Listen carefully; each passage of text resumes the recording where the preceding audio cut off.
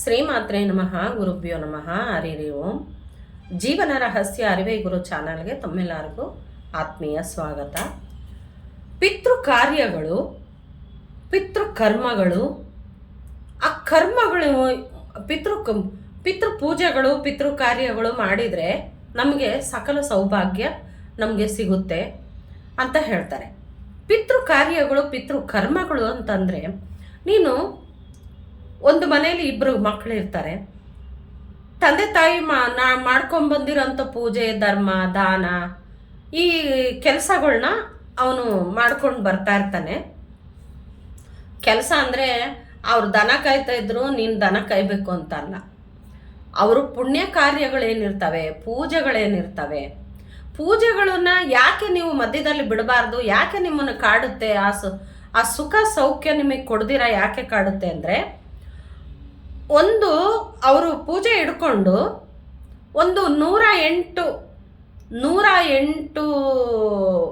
ಅಂದರೆ ಮನಸ ವಾಚ ಕರ್ಮಣ, ಇದು ಒಂದು 108 ಒಂದು ಲೆಕ್ಕಾಚಾರ ಅಂತ ಇರುತ್ತೆ. ಆ ಒಂದು ಅಲ್ಲಿವರೆಗೂ ಆ ಪೂಜೆ ಅಂತ ಒಂದು ಬಂದಾಗ ಈ ತಲೆಮಾರಿಗೆ ಈ ಪುಣ್ಯ ಕೊಡಬೇಕು ಅಂತ ಭಗವಂತನ ನಿರ್ಣಯ ಇರುತ್ತೆ. ಆ ಪುಣ್ಯ ಪ್ರಾಪ್ತಿ ಆಗಕ್ಕೆ ಮುಂಚೆ ಇವರು ಮಧ್ಯದಲ್ಲಿ ಪೂಜೆ ಬಿಟ್ಬಿಡ್ತಾರೆ. ಇಲ್ಲ, ನಿಮ್ಮ ತಂದೆ ತಾಯಿ ನಡ್ಕೊಂಬಂದಿದ್ರು, ಮನೆ ದೇವ್ರನ್ನ ಬಿಟ್ಟಿದ್ದೀರಾ, ಮನೆ ದೇವ್ರು ಬಿಟ್ಟಿದ್ದೀರಾ, ಅವರು ಅವರಿಗೆ ಬಟ್ಟೆ ಇಡೋದು ಮರ್ತೋಗಿದ್ದೀರಾ ಅಂತ ಹೇಳಿಬಿಟ್ಟು ನಮಗೆ ಸ್ವಾಮೀಜಿಗಳು ಜ್ಯೋತಿಷ್ಯದಲ್ಲಿ ಹೇಳೋದನ್ನು ನಾವು ಕೇಳ್ತೀವಲ್ಲ. ನಿಮಗೆ ಹೆಂಗೆ ನೀವು ತಿಳ್ಕೊಬೋದು? ನೀವು ಜ್ಯೋತಿಷ್ಯರು ಹೋಗೋದಕ್ಕೆ ಮುಂಚೆನೇ ನೀವು ತಿಳ್ಕೊಬೋದು. ಹೆಂಗೆ ತಿಳ್ಕೊಬೋದು ಗೊತ್ತಾ? ಅಣ್ಣ ಮಾಡ್ತಾ ಇರ್ತಾನೆ, ಅಣ್ಣ ಶ್ರೀಮಂತನಾಗಿರ್ತಾನೆ, ಅಣ್ಣ ಚೆನ್ನಾಗಿರ್ತಾನೆ, ತಮ್ಮ ಏನು ಮಾಡ್ತಿರಲ್ಲ, ಇವನು ಬಡತನ, ಬರೀ ಸಾಲ ಸಾಲ ಸಾಲ ಸಾಲ. ಕರೆಕ್ಟಾಗಿ ದುಡಿಮೆ ಇರುತ್ತೆ, ಗಂಡ ಹೆಂಡತಿ ಇಬ್ಬರು ಚೆನ್ನಾಗಿ ದುಡಿತಾ ಇರ್ತಾರೆ, ಆದರೂ ಕೈಗೆ ದುಡ್ಡತ್ತಲ್ಲ, ಸಾಲ ಸಾಲ ಸಾಲ ಕಾಡ್ತಾ ಇರುತ್ತೆ. ಯಾವಾಗ ಸಾಲ ಕಾಡುತ್ತೋ ತಿಳ್ಕೊಂಬಿಡಿ, ನಿಮ್ಮ ಪಿತೃ ಋಣಗಳು ನಿಮ್ಮ ಮೇಲೆ ಕಾಡ್ತಾ ಇದೆ ಅಂತ ತಿಳ್ಕೊಳ್ಳಿ.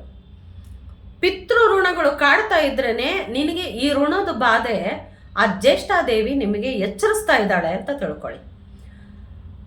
ಅದೊಂದೇ ಅಲ್ಲ, ನೀನು ಅದನ್ನು ಕಂಟಿನ್ಯೂ ಮಾಡ್ತಾ ಮಾಡ್ತಾ ನೀನು ಎಲ್ಲರ ಮುಖಾಂತರ ನಿನಗೆ ಭಗವಂತ ಹೇಳಿಸ್ತಾನೆ. ನಿಮ್ಮ ಅಮ್ಮವ್ರು ಮಾಡ್ಕೊಂಡು ಬರ್ತಾ ಇದ್ರು, ಅದನ್ನು ಮಾಡ್ಕೊಂಡು ಹೋಗಿ ಅಂತ ಹೇಳ್ತಾರೆ. ನಿಮ್ಮ ಹೆಸರು ಮುಖಾಂತರನೂ ನೀವು ಸ್ವಲ್ಪ ಅಬ್ಸರ್ವ್ ಮಾಡಿ. ನಿಮ್ಮ ಹೆಸರು ನಿಮಗೆ ಸೂಚನೆ ಮಾಡುತ್ತೆ, ನಿಮ್ಮ ಕಾರ್ಯ ಕೆಲಸಗಳನ್ನ ಸೂಚನೆ ಮಾಡುತ್ತೆ. ಯಾಕಂದರೆ ತಂದೆ ತಾಯಿ ಪುಣ್ಯದ ಪ್ರಕಾರನೇ ಆ ಮಕ್ಕಳಿಗೆ ಹೆಸರು ಪ್ರಾಪ್ತಿ ಆಗುತ್ತೆ. ಪುಣ್ಯನು ಪಾಪನು, ಪಾಪ ಕರ್ಮಗಳು, ಈ ಋಣಗಳು ಇದ್ರೇ ಆ ಹೆಸರು ನಿಮಗೆ ಬಂದಿರುತ್ತೆ. ಆ ಹೆಸರೇ ನಿಮ್ಮ ಜೀವನದ ಗುರಿಯಾಗಿರುತ್ತೆ.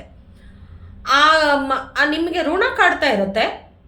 ಆ ಋಣ ಕಾಡೋದು ಒಂದೇ ಅಲ್ಲ, ನೆಕ್ಸ್ಟ್ ನಿಮಗೆ ಏನಾಗುತ್ತೆ, ಪೂರ್ವಜನ್ಮ ಕೃತಂ ಪಾಪಂ ವ್ಯಾಧಿ ರೂಪೇಣ ಸಂಸ್ಥಿತ.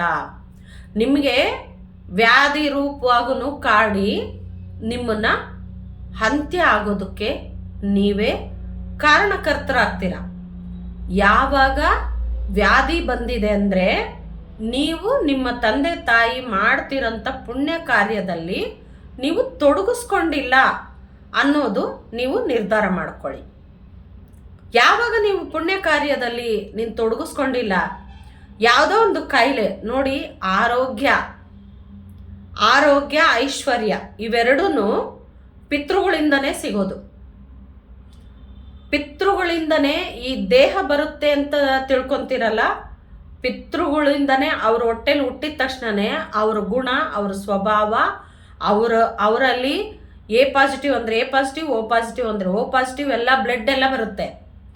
ಆದರೆ ಈ ದೇಹ ಇವೆಲ್ಲ ನಿಮಗೆ, ಈ ರಕ್ತ ಮಾಂಸ ಎಲ್ಲ ನಿಮಗೆ, ನಿನ್ನ ಮಾತು ಕೇಳಬೇಕಂದ್ರೆ ಫಸ್ಟ್ ಮಾಡಬೇಕಾಗಿರೋದು ಅವರ ಕಾರ್ಯಗಳು, ಅವ್ರು ಮಾಡ್ಕೊಂಬಂದಿರೋಂಥ ಪೂಜೆಗಳು, ಅವ್ರು ಮಾಡ್ಕೊಂಬಂದಿರೋಂಥ ಧರ್ಮಗಳು. ಇದನ್ನು ಬಿಟ್ಟರೆ ನೀವು ಎಂದೂ ಮೇಲೆ ಬರೋಕ್ಕೆ ಆಗಲ್ಲ. ಅವರ ಕಾರ್ಯ ಮಾಡ್ಕೊತ ಅವ್ರಿಗಿಂತ ಉನ್ನತವಾಗಿ ನೀವು ಮಾಡ್ಕೊಂಡು ಹೋದಾಗ ಆ ಪಿತೃಗಳು ನಿಮಗೆ ಮೇಲಿಂದನೇ ಆಶೀರ್ವಾದ ಮಾಡ್ತಾರೆ.